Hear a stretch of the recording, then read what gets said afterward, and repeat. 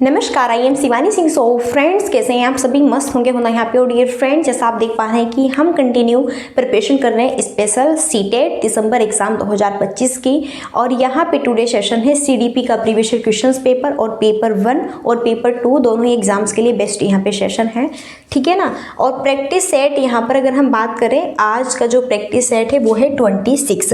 इससे पहले मैंने 25 प्रैक्टिस सेशन आपको कंप्लीट करा दिए हैं, ठीक है। और बाय शिवानी सिंह मेरे ही द्वारा कंटिन्यू सेशन यहाँ पर आप सबको कराया जा रहा है। सो चलिए फिर अब हम बिल्कुल आपका बिना टाइम वेस्ट किए और स्टार्ट करते हैं अपने सेशन को बहुत बेहतरीन तरीके से, बहुत उम्दा तरीके से, बहुत ही अच्छे से। और मैं आपको आपकी रियल लाइफ से जोड़ते हुए चीज़ें कनेक्टेड कराऊंगी और कोशिश करूंगी आपको सही से चीज़ें समझ भी आए, ठीक है ना। सो स्क्रीन पर आप देख रहे हैं, फर्स्ट क्वेश्चन है, प्रभावशाली शिक्षण कब होता है?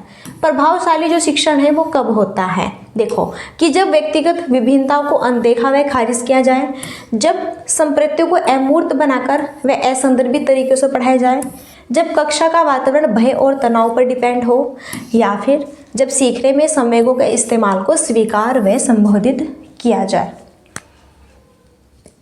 ओके, तो प्रभावशाली शिक्षण, प्रभावशाली यानी कि अगर आप पढ़ा रहे हैं तो सबसे बेस्ट आप किस तरह पढ़ाएंगे बच्चों को? तभी तो पढ़ाएंगे जब बच्चे रुचि लेंगे और आपको भी काफ़ी इंटरेस्ट आएगा, काफ़ी मजा आएगा कि हाँ बच्चे रुचि ले रहे हैं और जो है बच्चे हैप्पी हैं, बच्चे तत्पर है सीखने के लिए। खेल गतिविधि से पढ़ाओ, स्टोरी सुना के पढ़ाओ, बच्चे ऊब रहे हैं तो जो है उन्हें खिलाओ, तब यहाँ पर जो है उन्हें पढ़ाइए, यानी कि प्रभावशाली शिक्षण बनाना है। तो इसके लिए हम व्यक्तिगत विभिन्नताओं को, देखो अनदेखा व खारिज करना, ये जो अनदेखा और जो खारिज करना क्या हम बच्चों को अनदेखा करेंगे? ओनली हम कुछ ही बच्चों पर ध्यान देंगे, बाकी बच्चों को हम अनदेखा कर देंगे। तो ये सीटेट के निगेटिव टैग वर्ड्स है। जब संप्रत्ति को अमूर्त बनाकर वह देखो क्या हम बच्चे को, छोटा बच्चा है और उसे हम अमूर्त बनाकर पढ़ाएंगे। अमूर्त का मतलब होता है जो आपके 18 साल के बच्चे जो होते हैं वो पढ़ते हैं, 18 साल प्लस के होते हैं। और छोटे नन्हे मुन्ने से बच्चे हैं 5, 6, 7 साल, 8 के हैं, इतने ही ओनली, ठीक है। तो क्या आप उन्हें अमूर्त बनाकर, वो भी असंदर्भित तरीके से जिसका कोई अर्थ ही नहीं है, इसका कोई संदर्भ भी नहीं है, इस तरह से पढ़ाएंगे? निगेटिव टैग वर्ड्स होगा। जब कक्षा का वातावरण भय और तनाव पर डिपेंड होगा, देखो जब कक्षा का वातावरण डरावना होगा, क्या आप तब पढ़ाएंगे? तब प्रभावशाली शिक्षा होगी? नो। सबसे बेस्ट ऑप्शन डी, जब सीखने के संवेगों में इस्तेमाल को स्वीकार व संबोधित किया जाए। जी हाँ, बिल्कुल, जब आप स्वयं रुचि लेंगे यहाँ पे सीखने के लिए, खुद आप मोटिवेट होंगे, खुद आप सीखने के लिए तत्पर हैं, खुद आपका मन है कि मुझे सीखना है, मुझे कुछ करना है, तो उससे बेस्ट कोई ऑप्शन हो नहीं सकता। और फिर हमारी कक्षा शिक्षण पद्धति प्रभावशाली तो दूर की बात, यहाँ पर सबसे बेस्ट होगी, ठीक है ना। चलिए, आई होप क्लियर हो गया होगा। नेक्स्ट है, बहुत इंपॉर्टेंट है, देखो इंग्लिश और हिंदी दोनों ही लैंग्वेज में क्वेश्चन टाइप किए हुए हैं।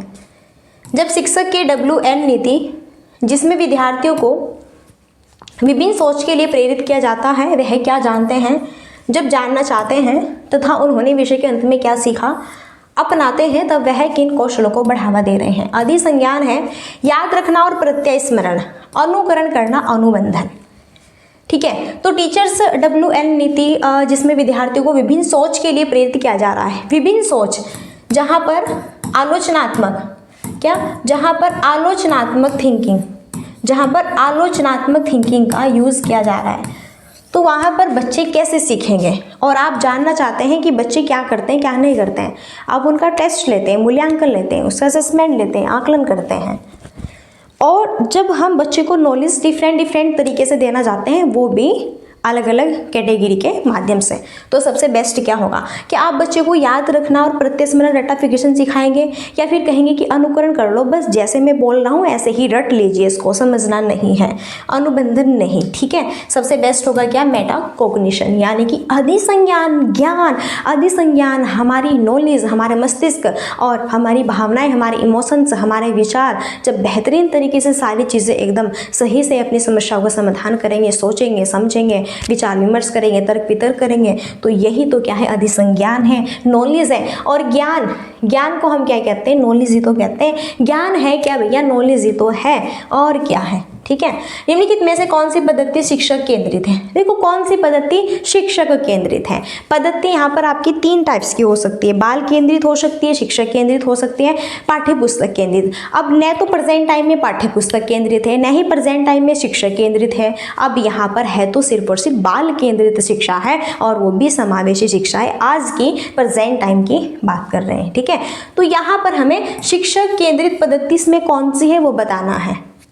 सहयोगात्मक शिक्षा है, व्याख्यान है, अवधारणात्मक मानचित्रण है, प्रयोगों का क्या है संचालन है। तो शिक्षक केंद्रित का मतलब होता है कि यहाँ पर सेंटर में शिक्षक है, टीचर है। अब बच्चे तो क्या है इर्द गिर्द हैं, यहाँ पर क्या है टीचर्स हैं, बच्चे इसके इर्द गिर्द हैं। अब टीचर्स चाहे जैसे भी सिखाए, कैसे भी सिखाए अपने अनुसार, ओके। बच्चे को ये नहीं मतलब है कि बच्चा कितना सीखेगा कितना नहीं सीखेगा, रुचि ले रहा है नहीं ले रहा है, बच्चे को अच्छा लग रहा है नहीं लग रहा है, भाड़ में जाए सारी चीज़ें। बच्चे को कुछ नहीं, ठीक है, बच्चा कुछ भी सीखे नहीं सीखे, जो मैं पढ़ा रहा हूँ उसका अर्थ समझ आ रहा है नहीं आ रहा है, बिल्कुल नहीं आए, कोई मतलब नहीं है। उसे सिर्फ और सिर्फ अपना कोर्स पूरा करना है और क्लास से निकल जाना है। तो देखो सहयोगात्मक शिक्षा अवधारणात्मक मानचित्र के थ्रू पढ़ा रहे हैं, प्रयोगों का संचालन कर करके दिखा रहे हैं, आप अच्छे अच्छे एग्जाम्पल दे रहे हैं। लेकिन व्याख्यान, अगर बस आपने लेक्चर दिया, आप जो है क्लास में आए, क्लास में आपने लेक्चर दिया, तो यही क्या है शिक्षक केंद्रित पद्धति हमारी होगी। व्याख्यान देना कि टीचर्स को यही नहीं पता कि छोटी क्लास के बच्चे हैं और कैसे उन्हें हैंडल करना है, व्याख्यान दे करके पढ़ा रहे हैं, तो बताइए क्या सही यहाँ पर होगा? बिल्कुल भी नहीं होगा, ठीक है ना। नेक्स्ट, निम्नलिखित में से कौन समस्या समाधान में बाधा डालता है? समस्या समाधान में शामिल चरणों के बारे में बोलकर सोचना, सुलझाए हुए उदाहरणों पर चिंतन करना, समस्या का प्रतिनिधित्व करने के लिए एक तरीके पर अटक जाना, साथियों के साथ विचार मंथन और चर्चा करना, ठीक है ना। तो कौन सा समस्या समाधान में बाधा डालता है? बाधा डालता है इसका मतलब है निगेटिव, इसका मतलब है कि निगेटिव यहाँ पर क्वेश्चन है और हमें निगेटिव ही ऑप्शन चूज़ करना है, निगेटिव ही ऑप्शन हमें चूज़ करना है, ठीक है। और समस्या समाधान, देखो हमारे सामने कोई समस्या उत्पन्न हो गई है, अब समस्या उत्पन्न हो गई तो उसका कुछ ना कुछ सॉल्यूशन तो होगा ही, समाधान तो होगा ही, लेकिन वैसे थोड़ा ही हवा हवा में हो जाएगा। उसके लिए हमें तर्क वितर्क विचार विमर्श चिंतन अधिसंज्ञान ये सारी चीज़ें करनी होगी, तभी तो समस्या समाधान में शामिल चरणों के बारे में बोलकर सोचेंगे। अब अगर हम मन ही मन नहीं कर पा रहे हैं तो हम बोल कर सोचने की कोशिश करेंगे कि कैसे इस क्वेश्चन का सही आंसर मिल सकता है। सुलझाए हुए उदाहरणों पर जो आपने अब से पहले क्वेश्चंस राइट कर लिए उनको बार बार देखेंगे कि देखो इस तरह करना है, इस तरह हो जाए, ओके, ये भी बेस्ट है।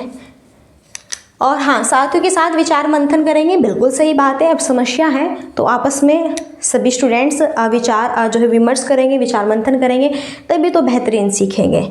लेकिन यहाँ पर क्या है, ऑप्शन सी राइट नहीं है। समस्या का प्रतिनिधित्व करने के लिए एक ही तरीके पर अटक जाना। जब बच्चा एक ही तरीके पर अटक जाए कि भाड़ में जाए, समस्या कितनी भी है कुछ भी है मुझे कोई मतलब नहीं, मुझे तो भैया नहीं होगा मुझसे सो, मैं तो जा रहा हूँ सोने और खाना खाने, ठीक है ना, भाड़ में जाए यहाँ पे, ठीक है, बाद में देखा जाएगा, अभी सोना है सोने दो। तो जब हम जो है समस्या को हम सॉल्व कर रहे हैं और सॉल्व करने से हम डर रहे हैं और हम एक ही तरीका सोच रहे हैं, तो क्या खाक यहाँ पे सॉल्व होगी समस्या। स्वयं को एक अज्ञाता के रूप में समझने की क्षमता क्या कहलाती है? अनुकूलन है, अधिसंज्ञान है, नियमन है, या फिर क्या है, अनुकरण है। तो स्वयं को एक ज्ञाता के रूप में समझने की क्षमता क्या कहलाती है? देखो स्वयं को एक ज्ञाता के रूप में समझने की क्षमता क्या कहलाती है? स्वयं खुद क्या अनुकूलन है, अधिसंज्ञान, नियमन, अनुकरण। अनुकरण का मतलब होता है इमिटेशन, का मतलब होता है दूसरों को सुनकर देखकर सीखना, ये अनुकरण है, यानी कि उसी के माध्यम से चीज़ें हम रटाफिकेशन करने की कोशिश कर रहे हैं, ओके। रिगेलुलेशन यहाँ पे नियमन, नो। अनुकूलन चलो ठीक है, एडेप्टेशन, लेकिन फिर भी बेस्ट होगा अधिसंज्ञान, बी ऑप्शन।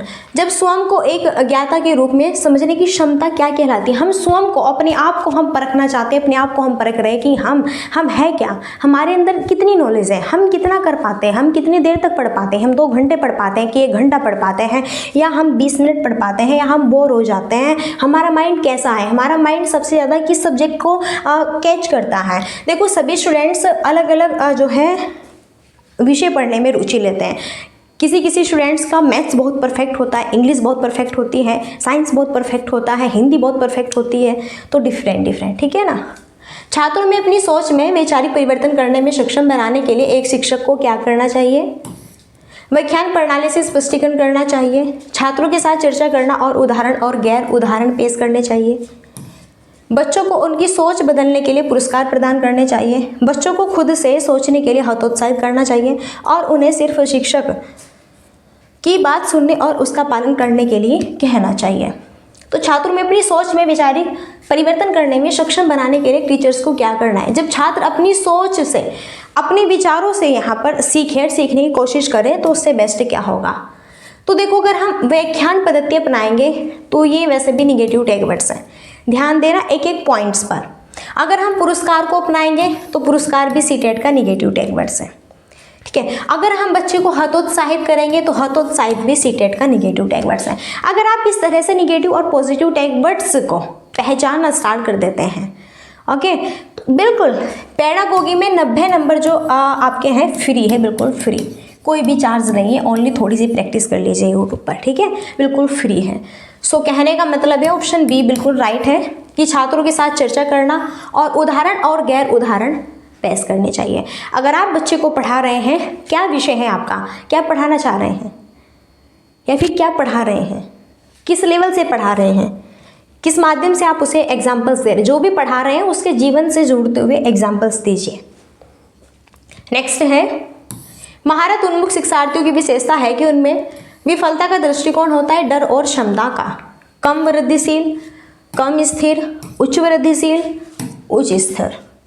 तो जो महारत उन्मुख शिक्षार्थी, देखो महारत जो उन्मुख शिक्षार्थी होते हैं, विफलता का दृष्टिकोण होता है, क्या होता है महारत? अगर हम उन्मुख जो है शिक्षार्थियों की बात करें तो महारत यानी कि जो प्रतिभाशाली की कैटेगरी में हम रखते हैं, जो इंटेलिजेंट होते हैं और अपने कार्य को करने में परिपूर्ण होते हैं, घबराते नहीं हैं, टेंशन नहीं लेते हैं, जितना चाहे यहाँ पे पढ़ सकते हैं, बहुत खूब मेहनत कर सकते हैं, तो उनकी विफलता का दृष्टिकोण कम होगा और डर और क्षमता का वृद्धिशील भी क्या होगा, कम होगा, ठीक है ना। सो यहाँ पर ए ऑप्शंस क्या होगा, राइट होगा। चलिए नेक्स्ट, एक टीचर्स विद्यालय में विभिन्न संस्कृति कार्यक्रम का आयोजन करता है जिसमें भारत के विभिन्न त्योहार तथा परंपराओं को प्रदर्शित किया जाता है। कार्यक्रम आयोजन के क्या उद्देश्य होने चाहिए? सहयोगात्मक अधिगम को बढ़ावा देना, विविधता का सम्मान करना, सृजनात्मकता को बढ़ावा देना, रूढ़िवादिता को बढ़ावा देना। नीचे ऑप्शन से चूज कर लेना है कि यहाँ पर कौन कौन से ऑप्शन हमारे करेक्ट है। पहले ध्यान से अच्छे से क्वेश्चंस को पढ़ लो। एक टीचर है विद्यालय में डिफरेंट संस्कृति कार्यक्रम का आयोजन करता है, क्योंकि आपको पता है एक स्कूल में, एक क्लास में हिंदू, मुस्लिम, सिख, ईसाई, बहुत डिफरेंट अनेक यहाँ पर जो है हमारे भाई बहन आते हैं स्कूल में पढ़ने के लिए। डिफरेंट जिसका धर्म है, संस्कृति सबका अलग है, कल्चर से सबकी, ओके, और समाज की बात करें वो भी अलग है, और यहीं पर अगर उनके पेरेंट्स की बात करें वो भी सारी चीज़ें भैया डिफरेंट है, लैंग्वेज भी उनकी डिफरेंट है और वो अपने अनुसार अपने ईश्वर को मानते हैं, ठीक है। तो आप जो है फिर यहाँ पे भारत के विभिन्न जो त्यौहार होते हैं, परंपराएं होते हैं, तो उनका आयोजन आप किस माध्यम से करेंगे? देखो, आपको सभी बच्चों को ध्यान में रखना है, हिंदू, मुस्लिम, सिख, ईसाई सभी बच्चों का सम्मान भी करना है। तो सहयोगात्मक अधिगम को बढ़ावा, आपस में सहयोग माध्यम से आप हिंदू, मुस्लिम, सिख, ईसाई इकट्ठे होकर सारी चीज़ों को अच्छे से फेस्टिवल आप मनाएंगे, बढ़िया है। विविधता का भी सम्मान करेंगे कि भैया ये जो है इस धर्म का है, ये इस धर्म का है, तो हमें उनके भी प्रति क्या करना है, उनका भी सम्मान करना है, उनकी भी रिस्पेक्ट करनी है। सृजनात्मकता को बढ़ावा देंगे, सृजनात्मकता अलग अलग क्रिएटिविटी थिंकिंग को बढ़ावा देंगे, बिल्कुल। लेकिन रूढ़िवादिता को बढ़ावा देना, रूढ़िवादिता का मतलब है यहाँ पर कि वही लड़की और लड़के में भेदभाव क्रिएट करना कि हटो भैया लड़के ये नहीं कर सकते, चलो लड़के डांस नहीं कर सकते, सिर्फ ओनली लड़कियाँ ही कर सकती हैं, और लड़के जो है गाना नहीं गा सकते, ओनली यहाँ पर जो है लड़कियाँ ही गाएगी। तो इस तरह ये चीज़ गलत है। ए, बी और सी सही है, ए, बी, सी 1, 2 और 3 सही है, ठीक है ना। चलिए नेक्स्ट है, बहुत इंपॉर्टेंट क्वेश्चन है। एक शिक्षक में निम्नलिखित में क्या गुण होने चाहिए? समानुभूति, देखभाल, या फिर प्रामाणिकता, या फिर असहिष्णुता, ठीक है ना। तो एक टीचर्स में निम्नलिखित में से क्या क्वालिटीज़ होनी चाहिए? टीचर्स में समानुभूति भी होनी चाहिए, देखभाल भी होनी चाहिए, प्रामाणिकता भी, लेकिन असहिष्णुता।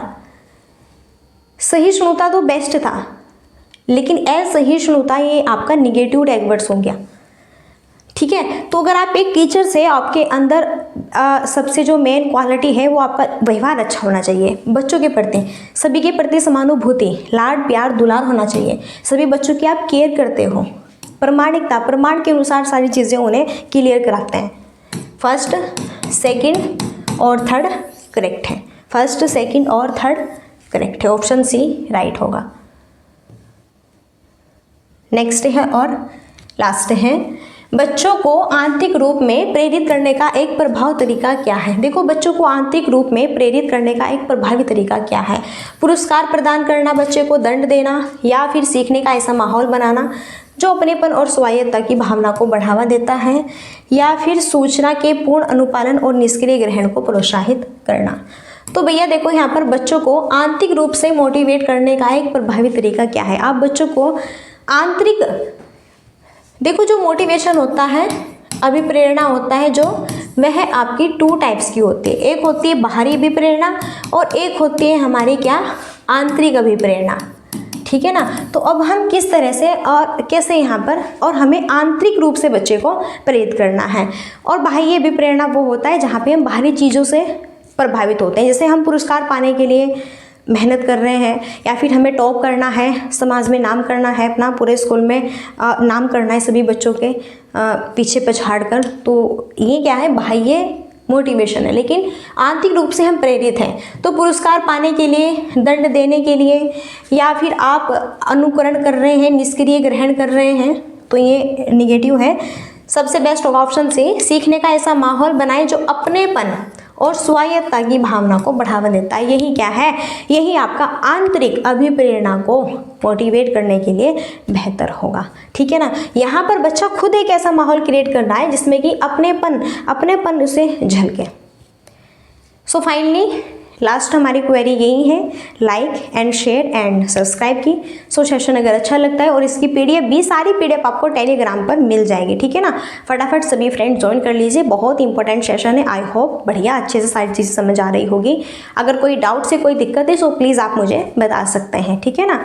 सो चलिए फिर अब यहीं पर हम अपनी वाणी को देते हैं विराम और मिलते हैं नेक्स्ट सेशन में। और तब तक के लिए so thanks for watching, keep study and bye bye, take care, जय हिंद, जय भारत, नमस्कार।